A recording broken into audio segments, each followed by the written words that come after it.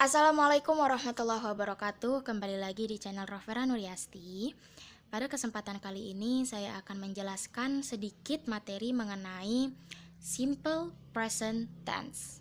Nah, simple present tense itu teman-teman adalah satu dari 16 tenses yang harus kita kuasai jika kita ingin bisa berbahasa Inggris dengan baik dan benar.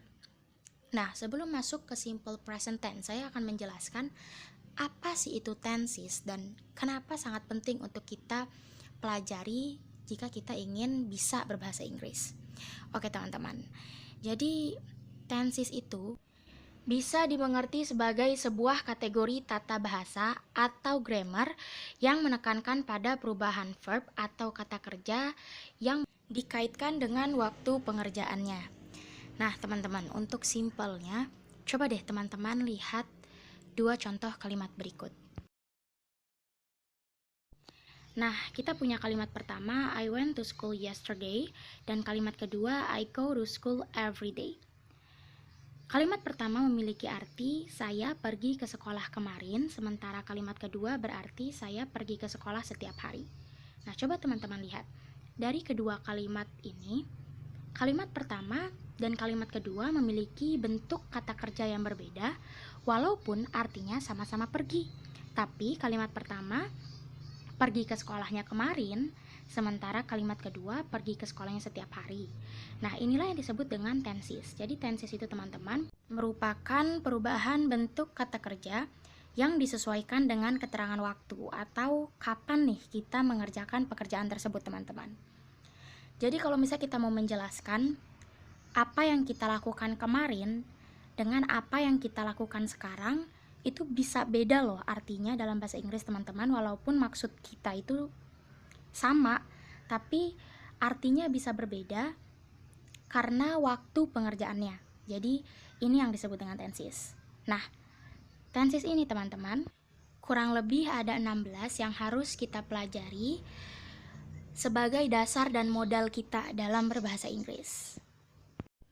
Nah, untuk itu pada kesempatan kali ini saya akan menjelaskan apa yang saya ketahui mengenai simple present tense. Nah, simple present tense ini teman-teman merupakan dasarnya tenses lah. Jadi tenses paling mendasar yang harus kita pelajari. Semoga bisa bermanfaat, so just keep on watching.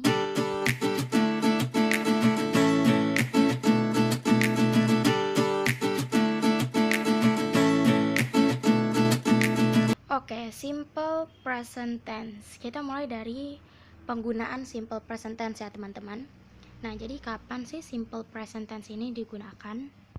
Jadi ada dua penggunaan umumnya simple present tense ini. Yang pertama adalah digunakan untuk menyatakan kegiatan yang diulang-ulang atau kebiasaan sehari-hari, atau biasa disebut dengan habitual action. Dan kegunaan yang kedua adalah untuk menyatakan kebenaran umum atau general truth. Jadi gimana sih contohnya kegiatan yang diulang-ulang atau kebiasaan sehari-hari? Ini contohnya kayak gini teman-teman. Kita pergi ke sekolah setiap hari. Nah, kalimat itu kita menggunakan struktur kalimat dari simple present tense. Lalu contoh kebenaran umum, misalnya dalam satu minggu ada 7 hari. Nah, kalimat seperti itu juga itu kan kebenaran umum. Jadi kita menggunakan struktur kalimat simple present tense. Lalu bagaimana sebenarnya struktur kalimat simple present tense ini, atau rumusnya nih, gimana rumusnya? Jadi simple present tense memiliki pola kalimat atau rumus kalimat subject plus verb 1 plus object. Nah, kita bakal bedah dulu nih satu-satu. Dari subject itu bagaimana, verb 1 ini bagaimana, dan object itu sebenarnya apa. Nah, jadi subject itu teman-teman pelaku. Kalau dalam bahasa Indonesia saya, kamu, kita, subjek biasa ya. Nah, dalam bahasa Inggris subjek itu ada I, you, they, we, she, he, dan it. Jadi ingat aja Ayu Dewi, she, he, it. Ayu Dewi, she, he, it. Itu subjeknya. Untuk verb 1. Nah, jadi kalau dalam bahasa Inggris itu teman-teman kita mengenal verb 1, verb 2, verb 3. Nah, dalam simple present tense kita menggunakan kata-kata kerja yang ada pada kata kerja yang termasuk dalam bentukan verb one. Lalu ada penambahannya. Jadi verb one ini pada belakang kata belakangnya itu ditambahkan s or es untuk subjek she, he, dan it. Nanti kita akan bahas lanjut. Dan yang terakhir adalah objek. Objek itu ya objek, jadi misalnya saya membaca buku ini adalah objeknya. Oke, untuk kalimat negatifnya, pola kalimatnya adalah subject plus do or does plus not plus verb one plus object. Lalu untuk interrogatifnya, do or does plus subject plus verb one plus object. Nah, teman-teman, tadi kan udah ada 3 rumus untuk membuat kalimat dalam simple present tense.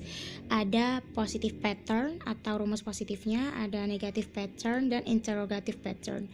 Nah, kapan sih penggunaan dari masing-masing rumus ini? Jadi, untuk rumus yang positif itu digunakan untuk membuat kalimat-kalimat positif. Kalimat positif contohnya seperti apa? Contoh, saya pergi ke sekolah setiap hari.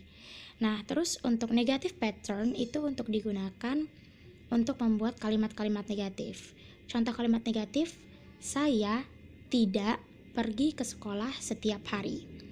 Lalu interrogative pattern. Interrogative pattern ini digunakan untuk membuat kalimat-kalimat pertanyaan. Contoh, apakah saya ke sekolah setiap hari? Nah, dari ketiga rumus ini teman-teman, ada beberapa aturan yang harus diikuti agar bisa terbentuk satu kalimat yang benar dan sempurna. Kita mulai dari aturan pembentukan kalimat pada positive pattern atau kalimat positifnya. Jadi kan rumus kalimat positif itu teman-teman, subject plus verb one plus object. Nah, subjek ini teman-teman ada I, you, they, we, she, he, it. Jadi sebenarnya gampang aja ya bikinnya. Kalau misalnya kita mau buat simple present tense, kalimat simple present tense, kita tinggal ikutin rumus ini teman-teman. Jadi contoh, saya pergi ke sekolah setiap hari. Subjeknya di situ adalah saya. Jadi subjeknya I. Terus verb one-nya, verb one, pergi, verb one-nya pergi itu kan go, jadi I go. Objeknya sekolah, ke sekolah, jadi saya pergi ke sekolah, I go to school. Nah, gampang kan teman-teman? Tapi ada sedikit aturan tambahan untuk subjek she, he, dan it. Jadi untuk subjek she, he, it, verb one-nya kita tambah s atau es di belakang verbnya itu untuk menandakan bahwa subjeknya ini adalah singular subject. Jadi contoh, kalau misalnya saya pergi ke sekolah, I go to school, tapi kalau dia laki-laki pergi ke sekolah menjadi he goes to school. Jadi ada penambahan s atau es di belakang verb one-nya. Ini sebagai tanda aja teman-teman kalau subjeknya itu merupakan singular subject. Untuk I, you, they, we, verb one-nya tetap verb one aja, tidak ada penambahan s atau es. Tapi kalau untuk subjek she, he, it ada penambahan s or es di belakang verb one-nya. Kalau untuk objeknya tetap sama seperti biasa. Gampang kan? Nah, selanjutnya saya akan membahas how to make the negative sentence dari simple present tense ini teman-teman. Jadi negative pattern dari simple present tense ini teman-teman, subject plus do or does plus not plus verb one plus object. Nah teman-teman, di kalimat negatif ini verb one-nya semua subjek, mau subjek I, you, they, we, she, he, or it, verb one-nya tidak ada penambahan s atau es lagi. Semua kembali ke bentuk pertama, bentuk awalnya, tanpa ditambahin apa-apa lagi. Jadi verb one udah verb one aja. Mau subjeknya apa saja.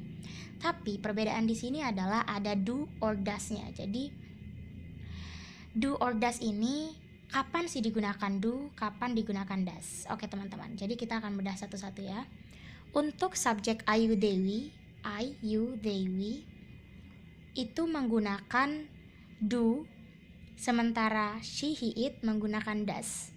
Jadi saya tidak pergi ke sekolah.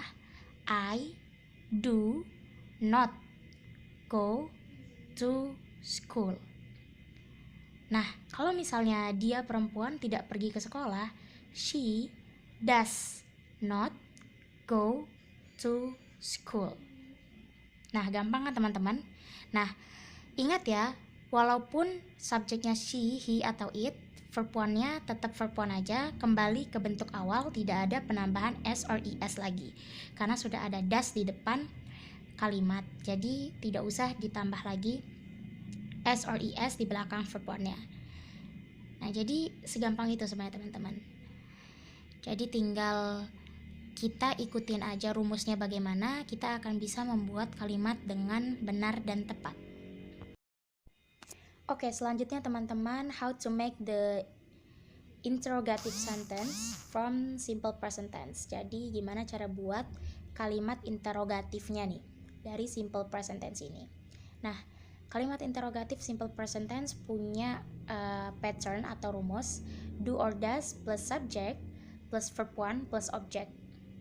Nah, ini tinggal ikutin aja kayak tadi teman-teman. Jadi aturannya, subjek she, he, it menggunakan does, sementara subjek I, you, they, we menggunakan do ya teman-teman. Jadi untuk membuat interrogative sentence atau kalimat pertanyaan ini, misalnya, apakah saya pergi ke sekolah setiap hari? Jadi pertanyaannya, do I, subjeknya kan I, do I go to school every day? Nah, kalau misalnya subjeknya dia laki-laki, pertanyaannya misalnya, apakah dia laki-laki pergi ke sekolah setiap hari? Nah, itu menggunakan does teman-teman. Jadi, does he go to school every day? Nah, di interrogative sentence ini juga teman-teman, verb one-nya kembali ke bentuk awal ya teman-teman. Gak ada penambahan s atau es lagi, walaupun subjek yang digunakan she, he, it, karena sudah menggunakan does di awal kalimat. Jadi tinggal ikutin pattern-nya aja, kita udah bisa bikin kalimat yang benar dan sempurna. Oke, gampang kan teman-teman? Oh iya teman-teman, simple present tense juga punya time signal ya, atau keterangan waktu yang bisa digunakan untuk memperjelas kalimat kita. Sebenarnya tanpa menggunakan time signal ini, orang-orang juga udah pada tahu sih, ini kalimat simple present tense. Jadi yang sedang kalian jelaskan ini adalah kegiatan kalian sehari-hari, atau yang sedang kalian jelasin ini adalah kebenaran umum atau general truth. Tapi untuk lebih memperjelas kalimat kalian, kalian bisa menggunakan beberapa keterangan waktu seperti always, usually, generally, sometimes, seldom, or never. Jadi bisa menggunakan keterangan-keterangan waktu seperti itu. Oke teman-teman, sebelumnya kita udah belajar nih how to make a sentence in the simple present tense. Jadi gimana cara buat kalimat simple present tense, kalimat positif, negatif, or interrogatif. Nah, sekarang kita masuk ke beberapa contoh. Saya akan memberikan beberapa contoh dari simple present tense ini. Teman-teman juga coba bikin contoh sendiri di rumah ya, biar kita sama-sama belajar.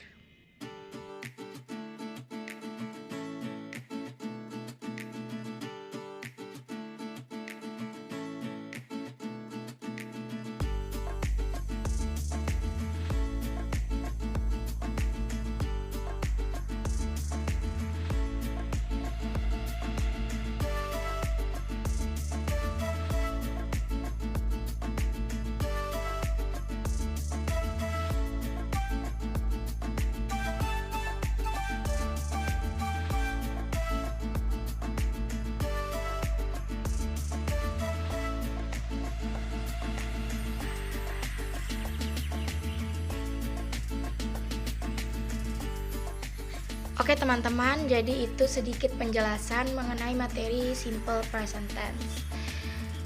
Semoga teman-teman bisa mengerti semuanya, dan mohon maaf apabila ada kata-kata saya yang kurang jelas atau ada kesalahan dalam penyampaiannya. Semoga semua yang saya sampaikan bisa bermanfaat untuk teman-teman semua. Jangan lupa juga untuk di like, share, comment, dan subscribe. So see you in the next video. Bye.